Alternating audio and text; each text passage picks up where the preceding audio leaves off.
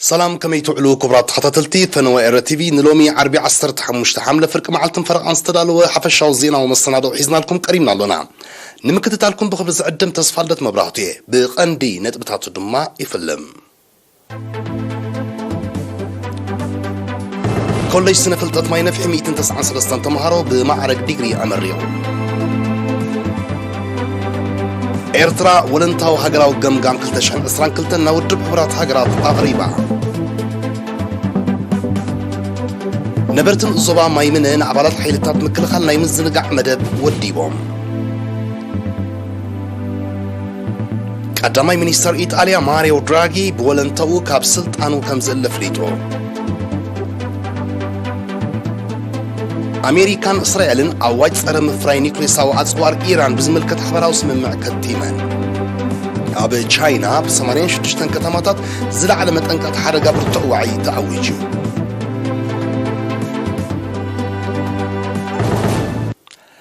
كوليج سنة فلتت ماي نفحين مبل عصرت حمش تجزيوت مع عصرت 4 حملة أبزك كيدوس نسرعت 54 ميتاوي دق أنستيوز ركبوا 293 تمهرو بمانزا بمعرق ديجري أمريغو تمرقتي 56 بسنة أمام 52 ببيولوجي 28 بستاتستكس 24 بسنة حساب 18 بسنة مدري 15 دما بفيزيكس يوم تمرتهم زازيمام أبتي قطعتات مكل خال بدا كوفيد 19 بزم على عقباب أبدارش نايت كوليج تسلاسلس نسرعت دين كوليج سنفلت ماي نفحي بروفيسور جبراياس قدوم أبزهابو قال موياوي عقم سب امنكورنا معبالن بلصقنان مخانو بمدقاس منغستي إيرترا نتمرتي عبقو لحتاهيبو بقوع تمرتي زقسمه عقم سب نمملمال زقبرو زلو وفري نزي نمسمار مخانو أبريهو بروفيسور جبراياس عيبو من رقعات أبزحلف 3 عامات لبدا كوفيد 19 صعبيناتون نزفترو بدهوتات صغيرهم نبز درجة مبصحهم انقع مقصوكم دحر مبال كمتي أبتمرتي زرعي وتوفاينة دريتن بزعاتق وفلتقة مويان نهزبو من حاجرو من بزيت غلابانت كم زغلغلو صنع عمنتو قليصو كوليج سنة فلتقت ماي نفحي كاب كلتشحن شمونتن كساب كلتشحن عسران حدن بديجري كلتشحن 589 بديبلوما 770 شمونتن بسيرتيفيكيت 9 حدن بتقلال 450 شمونتن تمهرو أمري غلام كوليج سنة فلتقت ماي نفحي 24 ناي دوكتريت 37 ناي ماستريت 10 دما ناي قدام اي ديجري معرق زلوم ممهران كلو وانكلو 67 ميتاويت دق هاجريم أبزوار زنما 39 أبالاتو أبستفر عليها حجرات تمرتومي كتاتلو كمزلو سندات كوليج ينتصر إيرترا بعصرت خلط حملة أب نيوير كابستخايدة مدرخ لعلواي بوليتيكا وتصفحي ودب عبرات حجرات نزل علمعات ولنتاوي حجرا وجمجام عمتك للتشحن أسران كلتنا عريبة بملكة أبس أبسترالو وتحستلو جرمسكال جرزجير كعربايو أبزي ببيت مخريق الطباون محبران قدات نايتو دبز تودبن أبال هاجرات ببئبري قسقاسن زغربالون أخيبا قواميت أمباسادر إيرترا أبو دب حبرات هاجرات أمباسادر صوفيا تصفى مريم مسح نايتي بمريحنة منيستري فاينانسن هاجراو لمعاتن تساتفن وهدتن كلن محورات منقستي كم اون كالوت أكلات سيفيلاو محبر السبن تكالات لمعات ودب حبرات هاجرات أب إيرتران زتوادده ولنتاوي هاجراو الجمجام الساتفن قلصن كمزنا برقليسام زلاقي لمعات أب إيرترا زين تسأل أكل ناي كل مسارتاويان بأثاثاتن متكلاتن كمون ناي نويح رأيين عند تات بوليسين كمزخون استغلسات أمباسادر صوفيا هاجراو بوليستاتن ناي تقبرو تناتن نشتتات زلاقي لمعات الساني مخانوم عبشان 994 صدقه هاجراو تشارتر دما نثي هاجراو سنيت بوليتيكاو ديمقراسي محبراون قطباون عباله محبراو فتحي بهلاوي حويات كمون زباون أهجراون متحجز زبل مسرتاو علامات زتقالل هاجراوي مرحان بهجن مسرت زنصفة كم زخانة أنسيرام بمذكر سمرقصا زمرح مسرح معبالن هنسة هاجرن إيرترا محبراو فتحس تسرت إزبلت أمباسادر صوفيا زيجاتات بزي أفلالاي هايمانوت قانقوا سفر وزته أب مدبات هاجراو لمعات كساتفو أبركتو خجبرون تتكمت كخانون لعلت أمتا كم زوهابون بعتب كم سر حلن بمحبار أزد ما مسرتاو مسلاتهم أم مخبار عبي أستواصو كم زلو أرديام ካብዚ መሰረታት እዚ ብምብጋስ ኤርትራ ሓንቲ ካብተን ንጽላት ጥዕና ኣብ ዝምልከት ቸቶ ዘላቂ ልምዓት ዓብይ ገስጋስ ከዘመዝገባ ሒደት ሃገራት ከም ዝኾነት ብምጥቃስ ኣብ 1990 ኣስታት 49.6 ዓመት ዝነበረ ዕምሪ ዜጋታት ኣብ 2021 ናብ 67.1 ዓመት ክብ ከም ዝበለ ካብ 70 ክሳብ 80 ሚእታዊት ካብ ህዝብና ካብ ትካል ጥዕና ኣብ ርሕቀት 5 ክሳብ 10 ኪሎ ሜትር ከም ዝርከብ ኣብ ግዜ ወለዲ ዘጋጥም ዝነበረ መጠን ሞት ኣዴታት ካብ 1990 ክሳብ 2019 ብገምጋም ብ82 ሚእታዊት ከም ዝነከየ መጠን ብህይወት ዝውለዱ ዕሸላት ድማ ብተመሳሳሊ ኣሃዝ ክብ ከም ዝበለ ሞት ትሕቲ 5 ዓመት ህፃናት ኣብ መንጎ 1992 ብ75 ሚእታዊት ከም ዝጎደለ መልከፍቲ HIV ድማ ናብ ባዶ ነጥቢ 6 ሚእታዊት ከም ዘንቆልቆለ ብኣሃዝ ዝተሰነየ መብርሂ ሂባ ኣምባሳደር ሶፊያ ለበዳ ኮቪድ-19 ማሕበር ቁጠባዊ ሳዕቤናቱን ንምግታእ ዝተገብረ ጻዕርን ውጽኢቱን ብዝምልከት ኣብ ዝሃበታ ሓበሬታ መንግስቲ ኤርትራ ብኣግኡ ንቕሓት ሕብረተሰብ ዝተሓወሶ ተሪርን ሰፊሕን ናይ ምክልኻል ስጉምቲ ሰላ ዝወሰደ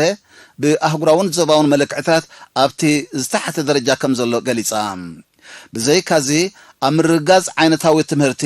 ምሕያል ደቂ ኣንስትዮን ምርጋጽ ፆታዊ ምዕሩይነትን ምዕቃብን ምስሳንን ኣከባቢ ምምካት ተፈጥራዊ ሓደጋታትን ክሊማዊ ነውፅን ከምኡውን ምትእትታዊ ተሃዳሲ ፀዓት ዘተባብዕ ንጥፈታት ተሰላስል ከም ዘላን ውፅኢቱ ዝምስገን ምዃኑን ኣምባሳደር ሶፊያ ብተወሳኺ ኣብሪሃ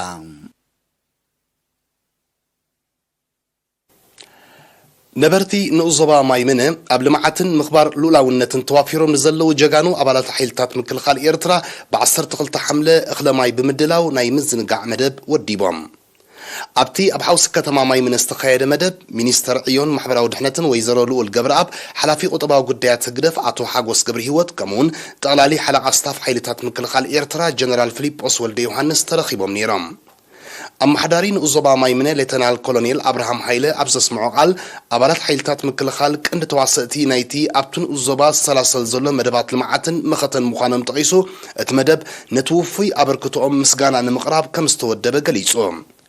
ሌተናል ኮሎኔል አብርሃም አስዒቡ ኣባላት ሓይልታት ምክልኻል ኤርትራ ብፍላይ ኣብ ምስራሕን ምጽጋንን ጽርግያታት ከምኡውን ኣብ እዋን ክራማትን ቀውዕን ንሓረስቶት ኣብ ምሕጋዝ ኣብ ንኡዞባ ማይምነ ልዑል ተራ ከም ዘለዎም ኣረድዮም ቃል ዘስምዑ ኣዘዝ ሰራዊት ብወገኖም ኣብ ዝዋፈሩሉ ዕማም ብህዝቢ ንዝግበረሎም ምትብባዕን ደገፍን ብምምስጋን ህዝቢ ሰላሙን ጸጥቱን ተዋሒሱ ርጉእ ህይወት ንኽመርሕን መደባት ልምዓት ንምዕዋትን ኣበርቲዖም ከም ዝነጥፉ ኣረጋጊጾም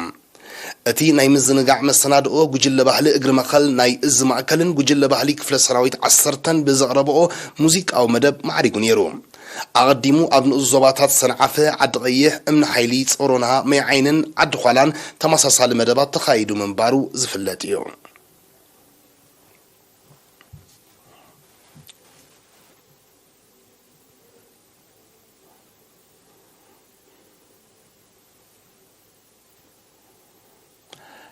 حبريتا كاب مينستري طعنا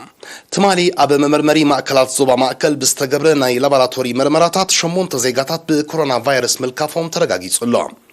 أدراشهم دما كلتا كاب ججرت حاد دما كاب سنبل مأكل كتما مايجهوت معسكر دندن جيندعن كرنيوم إذا خمسين كل بكورونا فيروس ترخيبه مع بسويتال زوبا مأكل تعاقبه كن كجبر اللوتس أنحى حاد زيقا حاويو تفاني اللهم بز مسرد على العطري بكورونا فيروس تلفظ زيقاتات قصابلومي 9,850 كلتن بزيح اللهم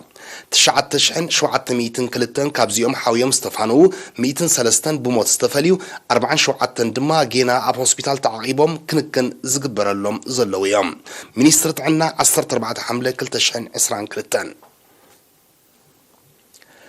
من محدار زوبا سمينا وكيح بحري أب قدامت شدشت أوارح نايزا عمت بنطقف تصادفو هزبن موهاد كلن أكلاتون نست سلاسل المعاتاون تحت قرص أون مدبات زقم ركب بعصر تغلطن 10 حملة أب كتما بعض عكايدو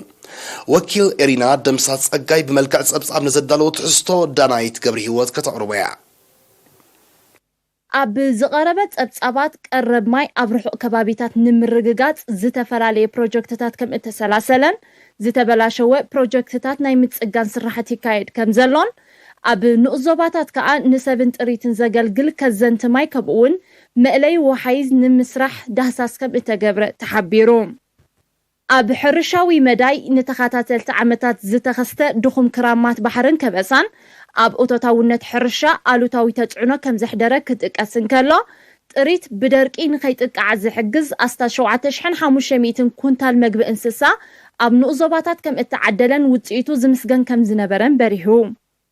ብተወሳኺ እቶታውነት ልምዳውያን ገፈፍቲ ዓሳ ክብ ንምባል ዝሕግዝ ስልጠናታት ክወሃብን ከሎ ኣብ ገማገም ባሕሪ ደሴታትን ሓውሲ ደሴታትን ንስነ ህይወታዊ ብዙሕነት ንምዕቃብ ጻዕርታት ይካየድ ከም ዘሎ ምርጫታት ኣመሓደርቲ ከባብን ኣካይድ ስራሕን ድማ ዕውት መንባሩ ተገሊጹ ኣብ መዳይ ጥዕና ከዓ ነቲ ክወሃብ ዝጸንሐ ኣገልግሎት ብዓይነትን ብቕዓትን ክብ ንምባል ብዝተኣታተወ ዘመናዊ መሳርሒታትን ዝተመደበ ዓቕሚ ሰብን ኣገልግሎታት መጥባሕቲ ዓይኒ ሕርሲ ኣብ ትካል ጥዕና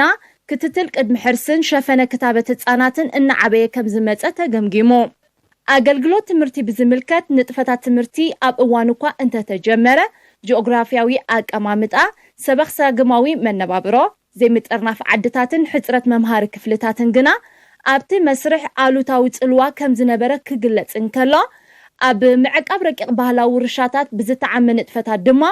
ሓደጋ ምጥፋእ አንጸላሊዎም ዝነበሩ ብርክት ዝበሉ ባህላዊ ውርሻታት ብመልክዕ ጽሑፍን ሰነዳዊ ፊልምታትን ከም እተሰነዱ ተገሊጹ ተሳተፍቲ ኣብ ዝቐረበ ጸብጻባት ዘተን ክትዕን ድሕሪ ምክያድ ንዝተረኣየ ንጡፍ ተሳትፎ ህዝብን ውህደት ናይ ስራሕ መሻርክትን ብምምጓስ ኩነታት ሕሩም ሕዛእቲ ዕቱብ ምቁጽጻር ክግበረሉ ወፈራታት ምዕቃብ ሓመድን ማይን ክድፍኣሉ ከምኡውን መስርሕ ጽገና ዝኣረጋ ትካላት ጥዕናን ትምህርትን ክቀላጠፍ ዝብልን ካልእ ርእይቶታትን ለበዋታትን ኣቕሪቦም ኣካየዲ ስራሕ መምሕዳር ዞባ ኣቶ ክብሮም ዓንደ ሚካኤል ኣብ ዝሃቦ መዛዘሚ ቃል ዝነበረ ሕጽረታትን ዘጋጠመ ብድሆታትን ኣብ ግምት ብምእታው ዝተሳላሰለ መደባት ብእወታት ዝግምግም ምዃኑ ብምጥቃስ ተሳታፍነት ደቂ ኣንስትዮ ኣብ ምርጫ ኣመሓደርትን ኣካየዲ ስራሕን ብዘይካ ኣብ ንኡዞባ ባጽዕ ኣብተን ካልኦት ንኡዞባታት ትሑት ምንባሩ ብምሕባር ኣብ መጻኢ ዕቱብ ቆላሕታ ክወሃቦ ተላብዩ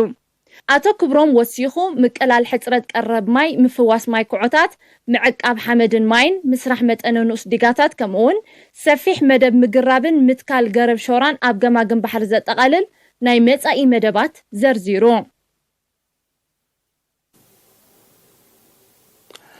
እዚ ኣገልግሎት ቴሌቪዥን ኤርትራ ዝስዕብ ኣህጉራዊ ዜናታት እዩ ምክትታልኩም ክትቕጽሉ ደጊምና ብኽብሪ ንዕድም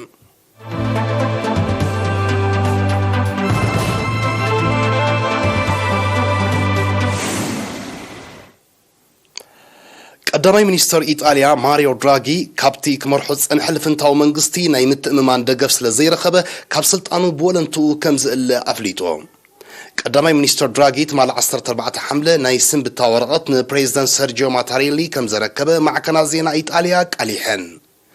ባይቶ ኢጣልያ ትማል 14 ሓምለ ብዘቃንዑ ኣኼባ ሓደ ካብቶም ነቲ ልፍንታዊ መንግስቲ ዘቆሙ ሰልፍታት ቀዳማይ ሚኒስተር ድራጊ ንኢጣልያ ገጢሙ ካብ ዘሎ ቁጠባው ቅልውላው ንምውፃእ ኣድላይ ስጉምቲ ከም ዘይወሰደ ብምንቃፍ ናይ ምትእምማን ድምፂ ከም ዝነፈጎ እዩ ተሓቢሩ ኩናት ዩክሬን ኣስዒብዎ ዘሎ ማሕበረ ቁጠባው ቅልውላው ንምፍኻስ ናይ 23 ቢልዮን ኤሮ ቁጠባው ደገፍ ንስድራ ቤታትን ትካላትን ክግበር ቀዳማይ ሚኒስተር ድራጊ ንዘቕረቦ እማመ እቲ 5 ስታር ዝተባህለ ፖለቲካዊ ሰልፊ ኣጋጢሙ ንዘሎ ቁጠባው ጸገማት ዘይፈትሕ ምዃኑ ብምውቃስ ከም ዝነፀጎ እዩ ዝግለጽ ዘሎ ቀዳማይ ሚኒስተር ድራጊ ነቲ ዝተመስረተ ልፍንታዊ መንግስቲ ክመርሕ ኣብ 2021 እዩ ብፕሬዚደንት ሰርጂዮ ማታሬሊ ተመዚዞም ኣብ ዝሓለፈ ሰሙን ቀዳማይ ሚኒስተር ብሪጣንያ ቦሪስ ጆንሰን ካብቲ ዝመርሖ ዓቀባዊ ሰልፊ ደገፍ ብምስኣኑ ካብ ስልጣኑ ክእለ ምውሳኑ ይዝከር ኣብዚ እዋን እዚ ድማ ዓቀባዊ ሰልፊ ብሪጣንያ ነቲ ቀዳማይ ሚኒስተር ዝትክእ ንምምዛዝ ምርጫ ኣብ ምክያድ ይርከብ እዚ ኣብ ሃገራት ኤውሮጳ ዝርአ ዘሎ ፖለቲካዊ ቅልውላዋት ሳዕቤን ናይቲ ኩናት ዩክሬንን ሃገራት ምዕራብ ንዕኡ ኣመሳሚሰን ኣብ ልዕሊ ሩስያ ዘጽንዖ እገዳታትን ምዃኑ እዩ ዝግለጽ ኣሜሪካን እስራኤልን ኢራን ኒውክሌራዊ ኣጽዋር ከይተዓጥቕን ከይተፍርን ብሓባር ክሰርሓ ዝብል ስምምዕ ከቲመን ክልቲአን ሃገራት ነስምምዕ ዝኸተማ ፕሬዚደንት ኣሜሪካ ጆ ባይደን ትማል 14 ሓምለ ምስ ቀዳማይ ሚኒስተር ያኢር ላፒድ ኣብ ከተማ ኢየሩሳሌም ኣብ ዝገበሮ ርክብ እዩ ኣብቲ ስምምዕ ኣሜሪካ ኒውክሌራዊ መደባት ኢራን ንምግታእ ኩሉ ኣማራጽታት ከም ትጥቀም ክትሕብር እንከላ ንእስራኤል እትገብሮ ወተሃደራዊ ደገፍ ድማ ከም ትቕጽሎ ኣረጋጊጻ ክልቲኦም መራሕቲ ኣብ ዝሃብዎ ሓበራዊ መግለጺ ኣብ መንጎ ኣሜሪካን እስራኤልን ዘሎ ዝምድና ንምምዕባልን ካብ ኢራን ክመጽእ ዝኽእል ስግኣት ንምምካትን ብሓባር ከም ዝሰርሑ ሓቢሮም ቀዳማይ ሚኒስትር እስራኤል ያኢር ላፒድ ኢራን ኒውክሌራዊ መደባታ ከተቋረጽ እትግደድ አህጉራዊ ማህበረሰብ ኃይሊ ክትጥቀም ከም ዝኽእል ምስትፈልጥ ጥራያ ኢሎም ፕሬዝዳንት ጆ ባይደን ብወገኑ ኒውክሌራዊ መደባት ኢራን ንምውጻይ ኃይሊ ምጥቃም ከም ናይ መወዳእታ አማራጺ ክውሰድ ከም ዝኽእል አጠንቂቖም መንግስቲ ኢራን ነዚ አሜሪካን እስራኤልን ዝበጽሖ ስምምዕ ዝኹንን መግለጺ አውጽዩ ሀገሩ በአሜሪካ ይኹን መሻረክታ ሀገራት ንስፍጸም ዝኾነ ጉጉይ ስጉምቲ ተሪርን ዘይዳግምን መልሰ ግብሪ ከም ትበሉ ፕሬዝዳንት ኢብራሂም ራይሲ አብ ዝሃቦ ጋዜጣዊ መግለጺ አፍሊጦም እዚ ከምዚ እንከሎ ትማል 14 ሓምለ መራሕቲ አሜሪካ እስራኤል ህንድን ሕቡራት ኢማራት ዓረብን ብማንዛ ኣብ ዘካየደው ርክብ ኣብ ደቡባዊ ክፋል ኤስያን ማእከላይ ምብራቕን ውሕስነት መግብን ፀዓትን ንምርግጋጽ ክሰርሑ ተሰማሚዖም ኣብ ትርክብ ሕቡራት ኢማራት ዓረብ ኣብ ህንዲ ጽላት ሕርሻን ንግድን ንምድንፋዕ ናይ ልዕሊ 2 ቢልዮን ዶላር ወፍሪ ከም ትገብር ኣፍሊጣ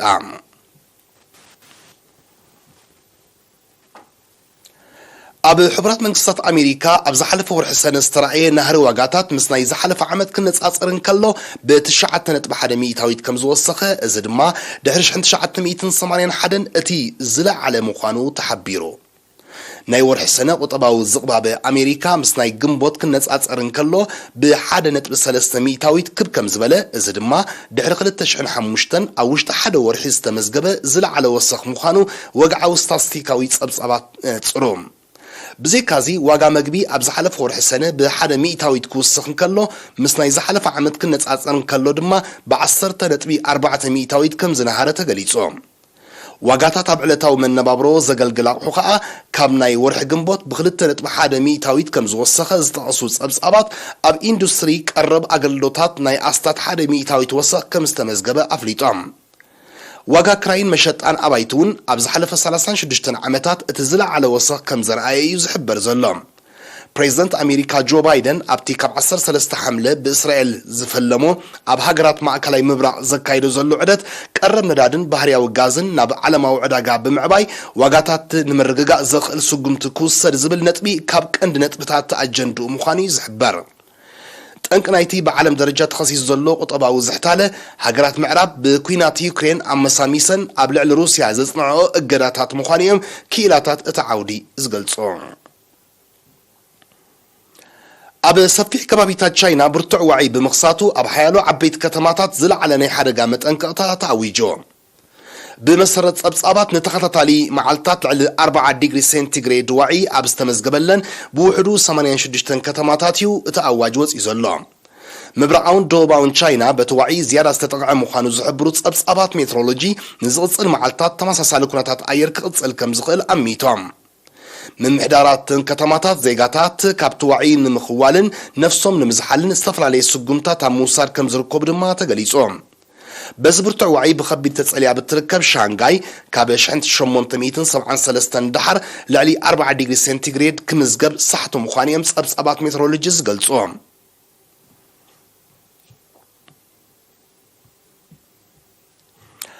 መንግስቲ ሜክሲኮ ምስ ሕቡራት መንግስታት አሜሪካ ንዘራኽብ መስመር ዶባት ንምምዕራይን ዋሕዚ ዘይሕጋውያን ስደተኛታት ንምቁፅጻርን ልዕሊ 1.5 ቢልዮን ዶላር ባጀት ከም ዝሰልዐ ኣፍሊጦም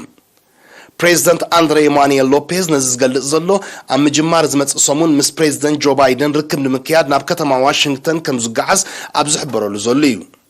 ክልቲኦም መራሕቲ ኣብ ርክቦም አሜሪካውያን ኩባንያታት ኣብ ሜክሲኮ ዝገብርኦ ወፍሪ ንምዕባይ ኣብ ዘኽእል ኣማራጺታት ከም ዝትዩ ተሓቢሩ ፕሬዝዳንት አንድሬስ ኣብ ዝሃቦ መግለጺ ኣብ ትኽልቲአን ሃገራት ዝኸተመኦ ዝተሓደሰ ንግዳዊ ስምምዕ ሃገራት ሰሜን አሜሪካ ኣተኪሩ ምስ ፕሬዝዳንት ባይደን ከም ዝላዘብ ብምጥቃስ ሃገሩ ምስ አሜሪካ ዘለዋ ንግዳዊ ዝምድና ንምዕዛዝ ድልውቲ ምዃና ኣረጋጊጹ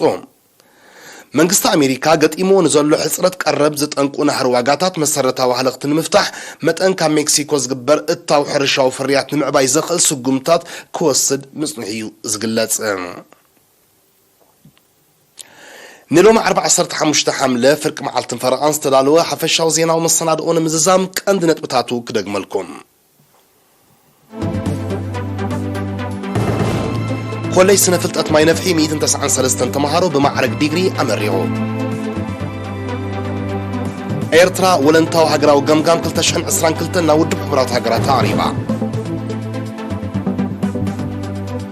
ነበርትን ዞባ ማይምነ ንኣባላት ሓይልታት ምክልኻል ናይ ምዝንጋዕ መደብ ወዲቦም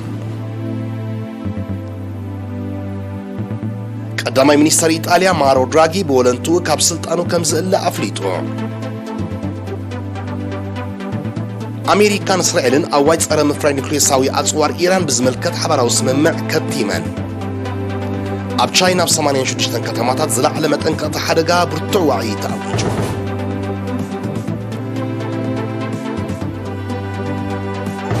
ነሰዓት ዝተዳለዉ ዜናዊ መሰናድኦ ኣብ ዝተዛዚሙሉ ስለምክትታልኩም ኣዚና ነመስግን ብሩኽ መዓልቲ